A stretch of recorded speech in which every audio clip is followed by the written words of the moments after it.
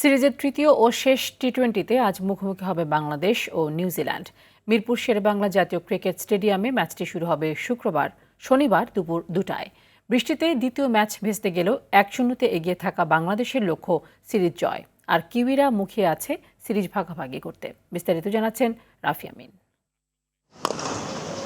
বেরসিক বৃষ্টি বাধায় দ্বিতীয় ম্যাচ ভেস্তে যাওয়ায় টি-20 সিরিজের ভাগ্য এখন অনিশ্চয়তায়। 1-0-তে এগিয়ে থাকায় ম্যাচ জিতলেই শিরোপা হবে টাইগারদের, হারলে শিরোপায় নাম উঠবে দুই দলেরই।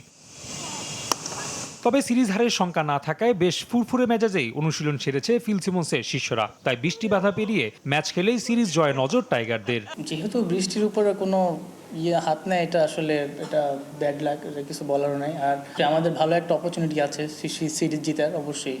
সো আমরা চাইবো যে অবশ্যই জিতার জন্য খেলা। অবশ্য ম্যাচ জিতেই সিরিজ নিশ্চিত করতে চাইবেন অধিনায়ক লিটন দাসও। তাতে মাহমুদুল্লাহ ও সাকিবকে পেছনে ফেলে বাংলাদেশের প্রথম অধিনায়ক হিসেবে 17টি টি-20 ম্যাচ জয়ের মাইলফলক স্পর্শ করবেন তিনি। তাই রেকর্ডের আগে নেতৃত্ব নিয়েও প্রশংসা কুড়াচ্ছেন সতীর্থদের। আমরা লাস্ট টি-20 অনেকগুলো সিরিজ আমরা উইন করতে পেরেছি। সো এটা আসলে আমাদের টিমের মধ্যে একটা ভালো একটা বন্ডিং হয়েছে। সো আনফর্চুনেটলি আমরা ওয়ার্ল্ড কাপটা মিস করে ফেলেছি, এটা তো কিছু করার নেই। তাও আমরা অনেক ভালো প্রিপেয়ার ছিলাম।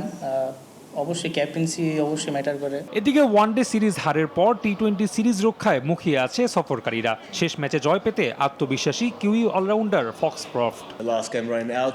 শেষ ম্যাচটা বৃষ্টির কারণে হয়নি, তাই সিরিজ সমতায় আনার জন্য আমাদের হাতে দারুণ একটা সুযোগ আছে।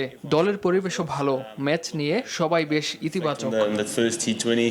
রাফি আমিন, RTV, ঢাকা।